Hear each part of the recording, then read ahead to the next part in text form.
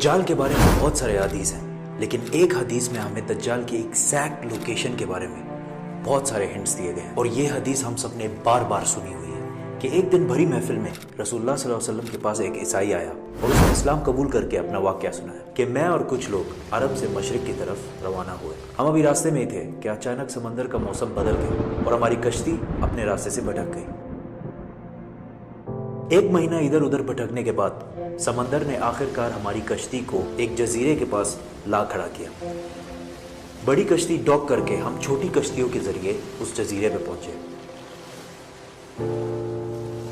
اور وہاں ہماری ملاقات ایک عجیب قسم کے مخلوق سے ہوئی جو بالکل کالا اور جسم پر بہت زیادہ بال تھے اس کے، اور اس نے اپنا نام جساسا بتایا. ہم نے اس سے پوچھا تم کیا چیز ہو، کیا مخلوق ہو؟ اس نے بولا مجھے چھوڑو، وہ ادھر ایک مندر ہے، ادھر جاؤ، وہاں ایک شخص تمہارا بہت شدت سے انتظار کر رہا ہے. اندر ہم نے ایک شخص کو زنجیر میں بندھا ہوا دیکھا اور اس نے ہم سے 3 سوال پوچھے کہ مجھے بیسان کے درختوں کے بارے میں بتاؤ، کیا اس میں کوئی فروٹ پھل وغیرہ ہیں؟ ہم نے کہا بالکل، وہاں بہت فروٹس پھل وغیرہ ہے. اس نے کہا بہت جلد وہاں کچھ بھی نہیں ہوگا. پھر اس نے پوچھا مجھے لیک آف تبریہ کے بارے میں بتاؤ، کیا اس میں پانی ہے یا نہیں ہے؟ ہم نے کہا وہاں بہت پانی پڑا ہوا. اس نے کہا بہت جلد یہ بھی خشک ہو جائے گا.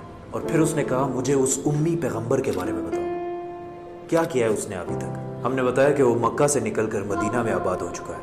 اس نے کہا کیا واقعی وہ یثرب مدینہ آ چکا ہے؟ یہ کہتے ہی اس نے کہا کہ اب میں بتاتا ہوں کہ میں کون ہوں. میں ہوں دجال، اور بہت جلد میں اپنی قید سے آزاد ہو جاؤں گا اور تمام علاقوں میں جاؤں گا سوائے مدینہ یعنی یثرب کے. رسول اللہ صلی اللہ علیہ وسلم نے تمام لوگوں کو مخاطب کر کے کہا اے لوگو، یہ ہے یثرب مدینہ.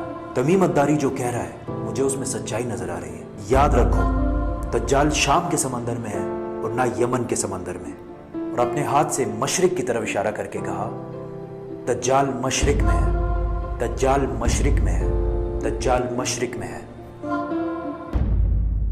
اب سمپل سی بات ہے، ایز وی نو کہ مشرق کی طرف سفر کے بعد ان کی کشتی ایک جزیرے پہ رکی تھی. So let's just find out all the islands east of Medina. Medina کے ایسٹ میں there's the famous Arabian Sea، اور اس میں مینلی 4 جزیرے پائے جاتے ہیں: Lakshadweep island in India, Socotra island in Yemen, Masirah island in Oman, and Astola in Pakistan. حدیث میں کلیئرلی فرمایا گیا ہے کہ دجال یمن کے سمندر میں نہیں ہوگا، تو یہ 2 آئلینڈز تو نکل گئے.